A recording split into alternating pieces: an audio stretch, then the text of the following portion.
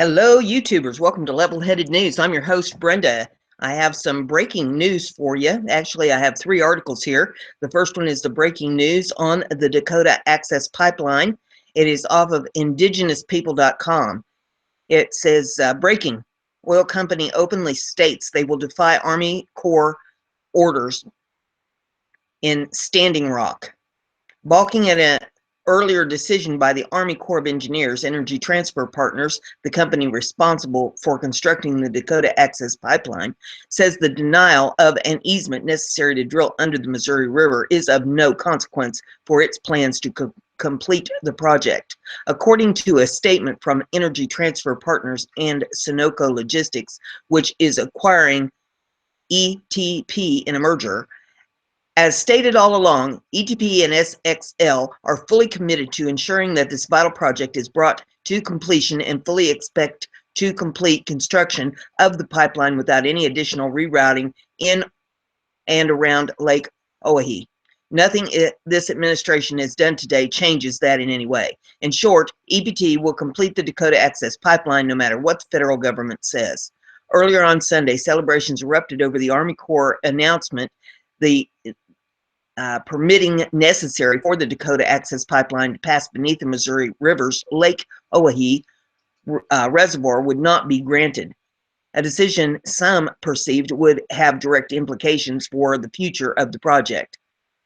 Leery of such official decisions after a string of disappointments, however, many water protectors immediately questioned whether ETP CEO Kelsey Warren had contingency plans to ensure completion of the pipeline, considering the links EPT has undertaken with Dakota Access Pipeline, even justifying abhorrently brutal policing against unarmed protesters.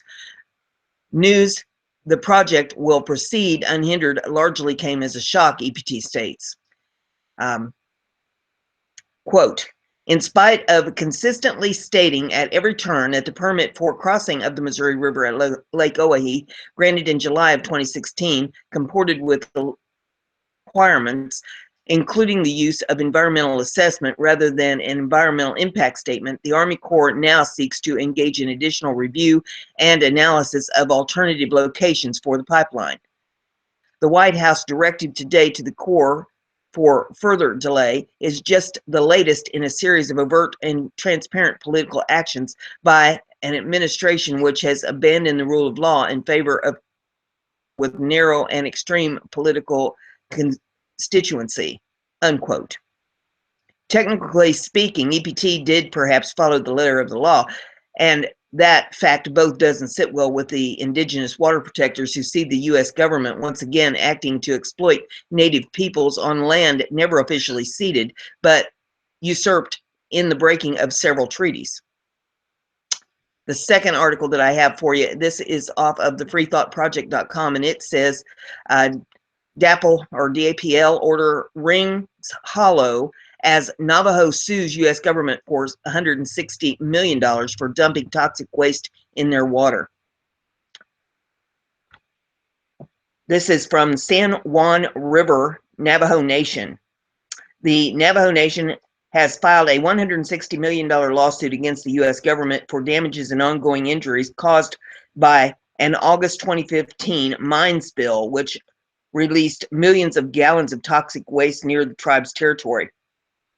The filing, announced in a Monday press release, claims that the Gold King mine spill negatively impacted communities along the San Juan River on Navajo Nation territory when it released millions of gallons of toxic waste, including lead, arsenic, and mercury, into the nearby Animas River, ultimately transforming the connecting San Juan River from a life giver and protector to a threat to the Navajo people, crops, and animals. In particular, it has impaired our ability to maintain the cultural, ceremonial, and spiritual practices that undergird the Navajo way of life. Though this claim and our corresponding lawsuit, we are demanding that the U.S. government finally provide the Navajo Nation relief, the Navajo Nation Attorney General Ethel Branch said in a release according to USA Today. The lawsuit is aimed at the Environmental Protection Agency, or the EPA, which has claimed responsibility for the spill. It seeks $159 million in damages, as well as an additional sum of around $3.2 million to cover expenses already submitted to the EPA, which have yet to be reimbursed. A 7-page letter from the tribe to the EPA claims Officer Kenneth Redden describes what happened the day of the spill, noting that shortly after the beginning of the excavation, the operator hit a spurt of water. Within minutes, a massive volume of toxic water poured out of the mine uncontrollably. It also mentions video footage during the blowout at the mine near Silverton, Colorado, in which worker reportedly said, "What do we do now?" It goes on to accuse the EPA having insufficient emergency protocols in place and being entirely unprepared to deal with the colossal damage it had unleashed. The letter also claims the agency failed to notify the reservation residents of the spill for nearly 2 days and accuses it of ignoring the years-long buildup of contaminants in the Gold King mine, despite being on notice of the risk of a blowout.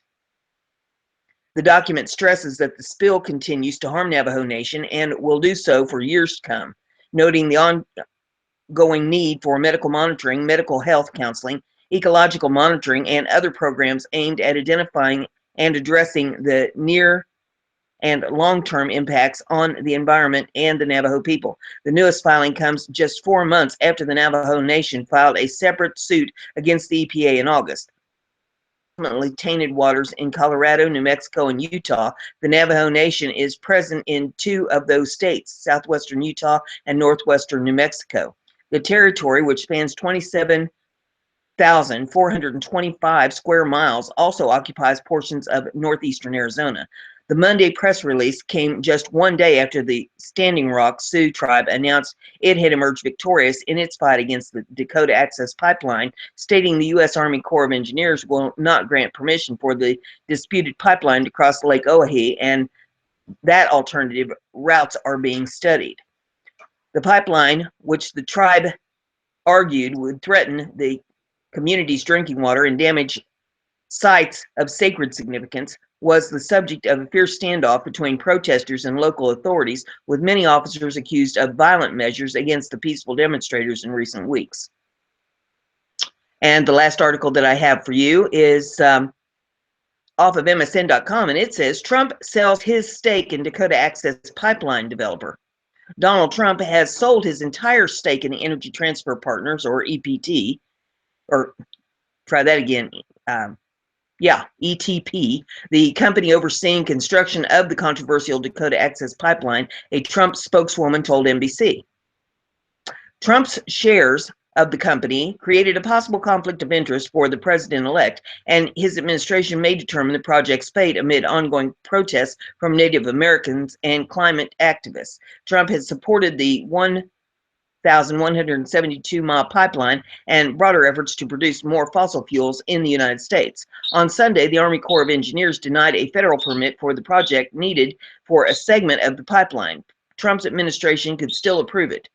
The planned pipeline route would have crossed beneath the Missouri River and run half a mile of the Standing Rock Sioux Reservation.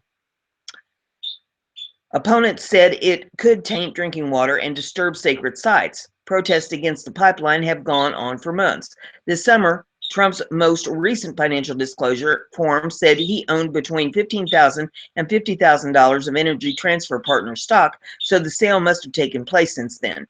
Trump spokeswoman Hope Hicks did not say if he also sold his shares of Phillips 66, which has a smaller investment in the project. Energy Transfer Partner CEO Kelsey Warren also gave $100,000 to Trump's joint fundraising effort with the Republican Party, according to Federal Elections Commission records. However, Hicks said the donation would not affect Trump's decision making when he takes office. So there you have those 3 articles. If you like what we're doing here, give it a thumbs up, share this around so that everybody knows what's going on with the Dakota Access Pipeline.